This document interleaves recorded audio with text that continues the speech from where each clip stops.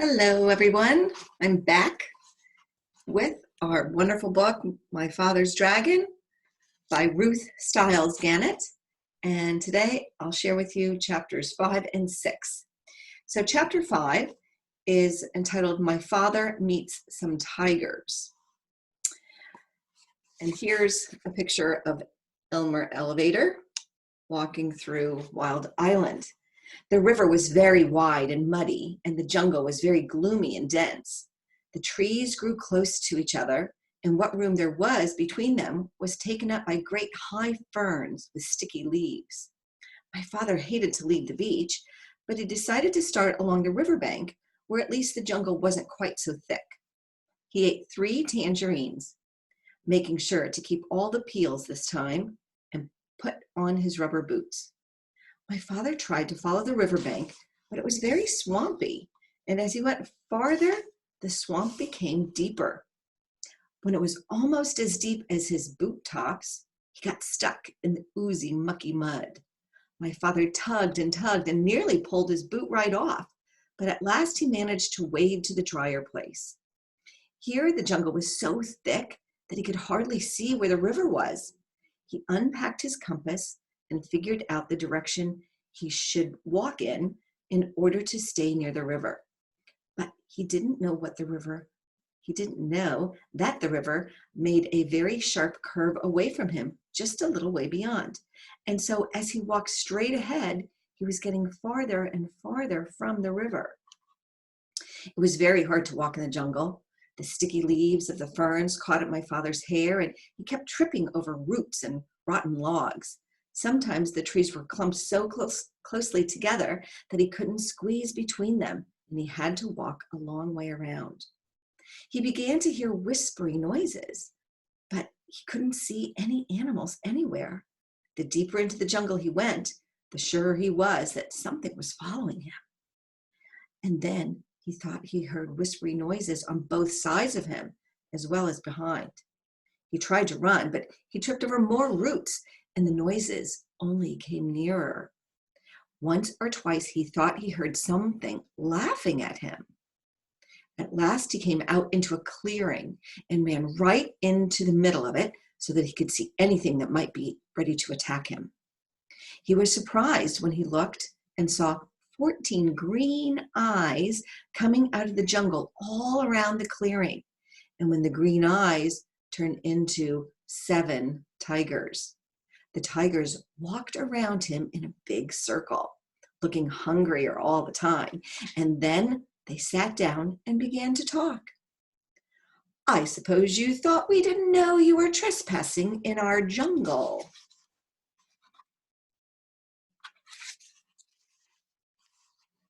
Then the next tiger spoke.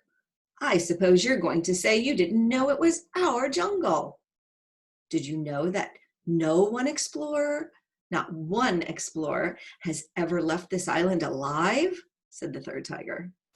My father thought of the cat and knew this wasn't true. But of course, he had too much sense to say so. One doesn't contradict a hungry tiger. The tigers went on talking in turn. "You're our first little boy, you know. I'm curious to know if you are especially tender. Maybe you think you have regular meal times. Maybe you think we have regular meal times, but we don't. We just eat whenever we're feeling hungry," said the fifth tiger. "And we're very hungry right now. In fact, I can hardly wait," said the sixth tiger. "I can't wait," said the seventh tiger. And then all the tigers said together in a loud roar, "Let's begin right now."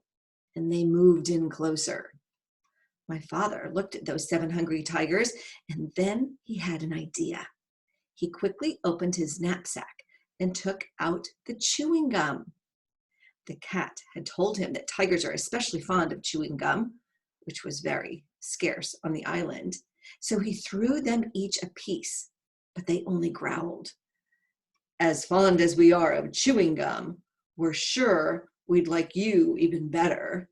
And they moved so close that he could feel them breathing on his face. But this is very special chewing gum, said my father. If you keep on chewing it long enough, it will turn green. And then if you plant it, it will grow more chewing gum. And the sooner you start chewing, the sooner you'll have more. The tiger said, Why, you don't say. Isn't that fine? And each one wanted to be the first to plant the chewing gum. They all unwrapped their pieces and began chewing as hard as they could. Every once in a while, one tiger would look into another's mouth and say, Nope, it's not done yet. Until finally, they were all so busy looking into each other's mouths to make sure that no one was getting ahead that they forgot all about my father.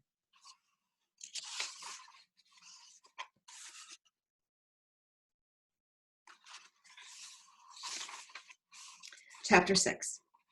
My father meets a rhinoceros. My father soon found a trail leading away from the clearing.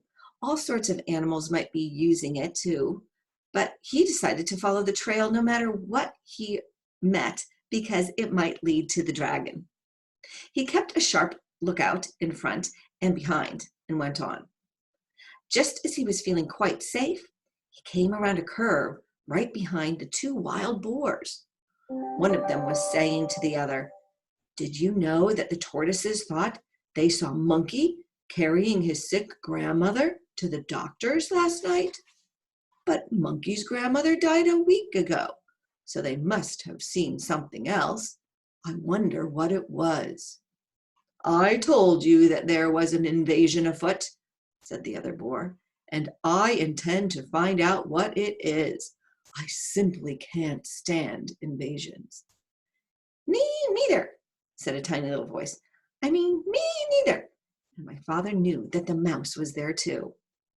Well, said the first boar, you search the trail up this way to the dragon, and I'll go back down the other way, through the big clearing, and we'll send Mouse to watch the ocean rocks in case the invasion should decide to go away before we find it.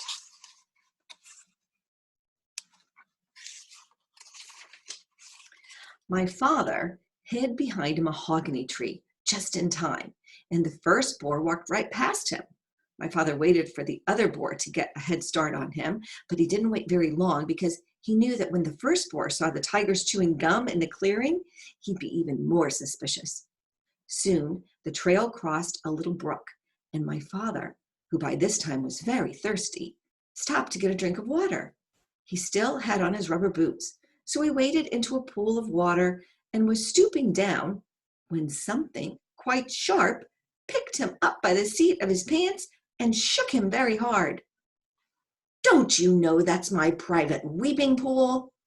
Said a deep, angry voice. My father couldn't see who was talking because he was hanging in the air right over the pool. But he said, Oh, no, I'm so sorry. I didn't know that everybody had a private weeping pool. Everybody doesn't, said the angry voice, but I do because I have such a big thing to weep about, and I drown everybody I find using my weeping pool. With that, the animal tossed my father up and down over the water.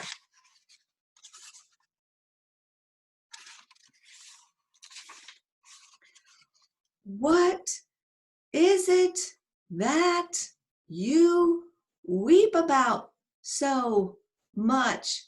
Asked my father, trying to get his breath, and he thought over all the things he had in his pack. Oh, I have many things to weep about, but the biggest thing is the color of my tusk. My father squirmed every which way, trying to see the tusk, but it was through the seat of his pants, where he couldn't possibly see it. When I was a young rhinoceros, my tusk was pearly white, said the animal. And then my father knew that he was hanging by the seat of his pants from a rhinoceros tusk. But it has turned a nasty yellow-gray in my old age, and I find it very ugly. You see, everything else about me is ugly, but when I had a beautiful tusk, I didn't worry so much about the rest. Now that my tusk is ugly too, I can't sleep nights just thinking about how completely ugly I am. And I weep all the time. But why should I be telling you these things? I caught you using my pool, and now I'm going to drown you. Oh, wait a minute, Rhinoceros, said my father. I have something that will make your tusk white and beautiful again. Just let me down and I'll give them to you. The rhinoceros said, You do? I can hardly believe it. Why, I'm so excited. He put my father down and danced around in a circle while my father got out the tube of toothpaste and a toothbrush. Now, said my father, just move your tusk a little nearer, please, and I'll show you how to begin. My father wet the brush in the pool, squeezed on a dab of toothpaste, and scrubbed very hard in one tiny spot. Then he told the rhinoceros to wash it off. And when the pool was calm again, he told the rhinoceros to look in the water and see how white the little spot was. It was hard to see in the dim light of the jungle, but sure enough, the spot shone pearly white, just like new. The rhinoceros was so pleased that he grabbed the toothbrush and began scrubbing violently, forgetting all about my father. Just then my father heard footsteps, hoof steps, and he jumped behind the rhinoceros. It was the boar coming back from the big clearing where the tigers were chewing gum.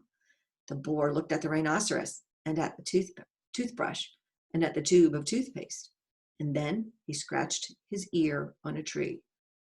Tell me, rhinoceros, he said, where did you get that fine tube of toothpaste and that toothbrush? Too busy, said the rhinoceros, and he went on brushing as hard as he could. The boar sniffed angrily and trotted down the trail toward the dragon, muttering to himself, Very suspicious. Tigers, too busy chewing gum. Rhinoceros, too busy brushing his tusk. Must get hold of that invasion. Don't like it one bit. Not one bit. It's upsetting everyone terribly. Wonder what it's doing here anyway. So that's the end to chapters 5 and 6. Make a prediction. Who do you think he'll run into next? Try to remember the things that are in his backpack and how he might use them. Okay, thanks everybody. Bye.